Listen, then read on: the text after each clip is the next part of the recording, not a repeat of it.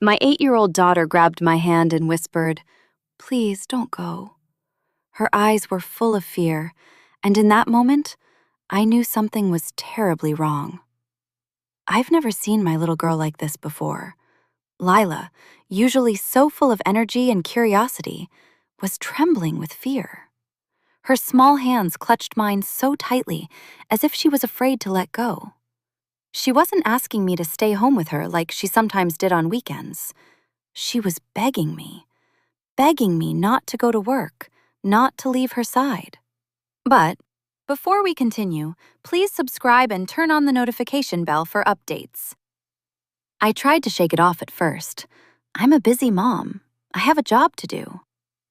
But as I looked into her wide, tear-filled eyes, something inside me couldn't ignore the panic on her face. She kept repeating it. "Please don't go, Mommy. Please."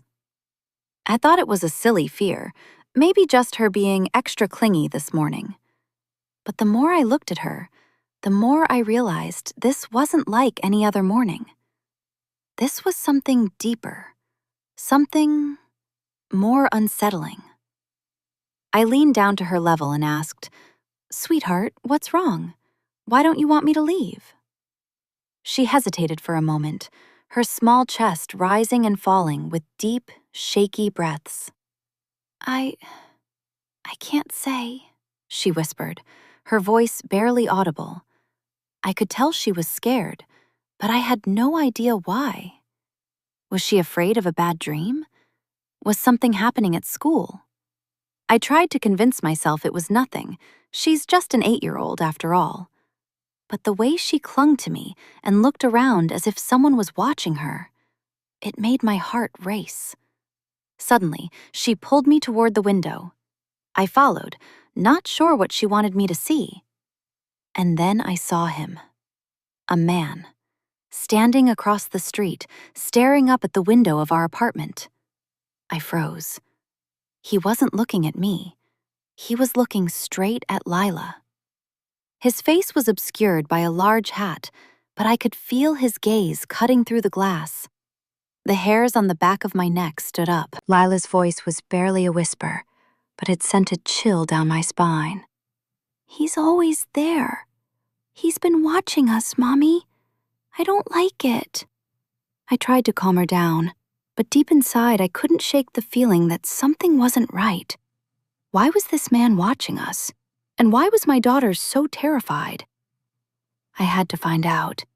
But little did I know, this was just the beginning of a nightmare I never saw coming. The man outside was unsettling, but I couldn't jump to conclusions. Maybe he was just passing by. Maybe it was all a coincidence. But the way Lila reacted, it wasn't normal. She didn't want me to leave for work, but it wasn't just fear of being alone. It was fear of something much bigger. After I calmed her down as best I could, I grabbed my things and got ready to head out. But the thought of that man still haunted me. I couldn't shake the feeling that something wasn't right. So I did what any concerned mother would do. I decided to go to Lila's school early. The moment I stepped through the school gates, I noticed it. The eerie quiet. The playground, usually filled with laughing kids and running energy, was almost empty. A few kids stood around, looking out of place. Some even appeared to be standing in silence, watching me with wide eyes. Their faces were pale. I pushed those thoughts aside as I walked toward the main building, but something was nagging at me. The tension in the air was thick, like everyone was holding their breath. When I entered the school, I was greeted by the usual receptionist, but her smile felt off, strained. She didn't look at me the same way she usually did. In fact, she barely looked at me at all, as if avoiding eye contact. I couldn't help but feel like I was being watched, but I dismissed it. Maybe it was just me being paranoid. I walked down the hallway to Lila's classroom. As I approached, I could hear soft murmurs coming from inside. Through the window, I could see the kids seated at their desks. They were unusually quiet. Too quiet. Normally, there was chatter, laughter, the usual buzz of children's voices. But today, it felt wrong. They were stiff, almost robotic in their silence. I opened the door, and all eyes turned to me. But something was different. There was a strange stillness in the room.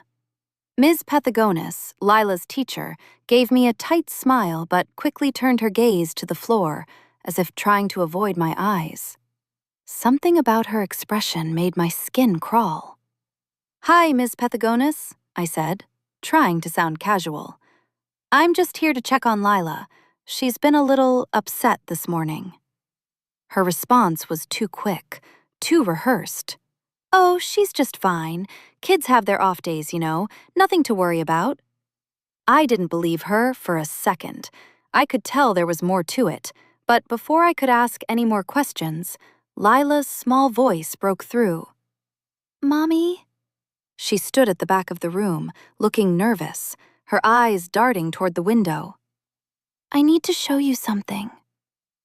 The moment I looked at Lila's face, I knew I wasn't going to like what I was about to see.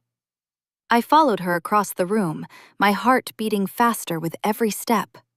The tension in the air felt thick, and as I passed the other children, I couldn't help but notice their eyes were all on me. It was as if they were waiting for something, but no one said a word. My stomach churned with unease. Lila reached the window and pulled aside the blinds. She pointed outside, her tiny finger trembling as it hovered toward the street.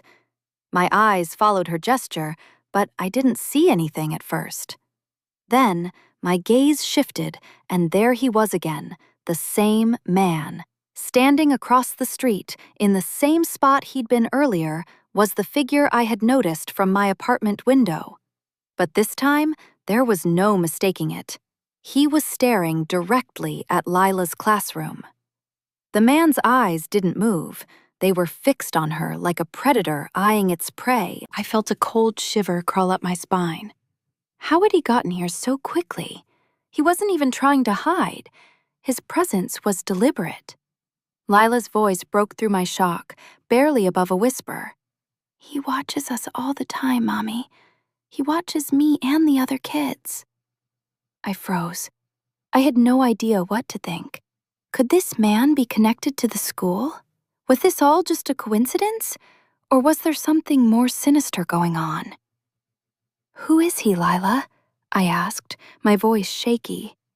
"Why is he here?" Lila clung to my side, her little hand squeezing mine tightly. She looked up at me, her face pale, her eyes wide with terror. He's one of them," she said, her voice trembling. "He makes us do things." I knelt down beside her, trying to steady my breath. Do things? What kind of things? But Lila couldn't answer. She was too scared, her eyes darting toward the man again, her body shaking with anxiety. I stood there for a moment, trying to make sense of the situation. This wasn't just about a random stranger. This was personal. This man had been watching Lila, watching the other children. The tension in the room had been building all morning, but now it was clear.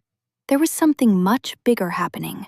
Something that Lila and the other kids knew, but weren't talking about. Before I could ask her more, Ms. Pathagonis appeared at my side. "Everything okay, Mrs. Brown?" she asked in a tone that was way too casual for the situation. I turned to face her, my suspicions growing with every passing second. "What's going on here, Ms. Pathagonis? Why are the kids acting so strange? And who is that man outside?" Ms. Pathagonis didn't respond immediately. Her face twitched, and for the first time, I saw a crack in her calm exterior. She cleared her throat nervously. "It's nothing, just a misunderstanding," she said, but her words rang hollow. That's when I noticed it. The way she was avoiding my gaze, the way her hands shook ever so slightly as she clasped them together. Something was terribly wrong here, and I was determined to find out what. But just as I was about to press further, the door opened and Mr. Narrator, the principal, walked in. His presence in the room immediately shifted the atmosphere, like the air had thickened. "Mrs. Brown," he said in a calm, almost rehearsed voice. "I think it's time for you to leave. There's really no need for further discussion." I should have known something wasn't right when Mr. Narrator stepped into the room. His smile was tight, forced, and it didn't reach his eyes. The second he entered, the entire atmosphere in the classroom shifted, as if everyone was holding their breath. Even the kids, who had been so still and quiet, seemed to tense up. The hairs on the back of my neck stood straight up. I turned to look at Lila, who was now visibly shaken, her hands wringing together, her gaze flickering between Mr. Narrator and the man outside. Her body language was screaming, "Get out." "Mrs. Brown," Mr. Narrator continued, his voice smooth and professional. "We appreciate your concern, but it's not necessary for you to be here today. Lila is fine. I'm sure you'll agree that children sometimes get a little confused." I could feel my heart pounding in my chest. Something about his words didn't sit right with me. "Confused?" I repeated, trying to keep my voice steady, though I could feel the urgency building within me. "Lila is scared, and I have a right to know what's going on here." He paused, his smile faltering for just a moment. "I assure you, Mrs. Brown, there's nothing to worry about." His eyes flicked briefly to the window, where the man outside was still standing, staring at the classroom. That was it. It wasn't just my imagination. He knew exactly who I was talking about. He knew about the man, and yet he acted like everything was fine. It was too much. It was all too suspicious. Something snapped inside me. I couldn't just walk away. I needed answers, now. I stepped closer to Mr. Narrator. "What's really going on here?" I demanded, my voice growing more forceful. "Why is he here? Why are all the kids acting so strange?" His eyes narrowed slightly, and for a moment, I thought he might say something. But instead, he turned away. "It's time to leave, Mrs. Brown," he repeated, his voice icy. "If you don't, I'll have to call security." I didn't move. "You don't scare me," I snapped, my anger rising. "I'm not going anywhere until I get some answers." Suddenly, Lila's voice rang out, panicked and urgent. "Mommy, the door! Don't go through the door!" She was pointing toward a door in the back of the room, one I hadn't noticed before. It looked like part of the staff's office area, but there was something off about it. The door was slightly ajar, and I could hear faint noises coming from inside. Mr. Narrator didn't react, but Miss Pethagonis, who had been standing by quietly this whole time, shifted uncomfortably. Her eyes flickered nervously toward the door, then back to me, her expression clearly trying to hide her fear. She was terrified of something. Lila grabbed my hand again, her grip desperate. "Don't go in there, Mommy. It's bad. It's really bad." My heart raced as I looked from Lila to Mr. Narrator. The silence in the room was deafening, and all I could think was, what's behind that door? I had to know. I should have listened to Lila from the start. The door, the man outside, the way everyone acted, it all led here. I stood there for what felt like an eternity, staring at that door. Lila's warning echoed in my mind. "It's bad. It's really bad." I couldn't understand it at first, but I knew deep down that this wasn't just about a strange man watching us. There was something sinister happening at this school. Something my daughter and the other kids had been forced to be a part of. And now, I was about to find out what. I turned to Mr. Narrator, my voice firm.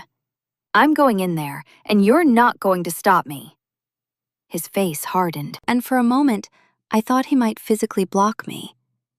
But he didn't move. Instead, he stepped aside, gesturing for me to proceed.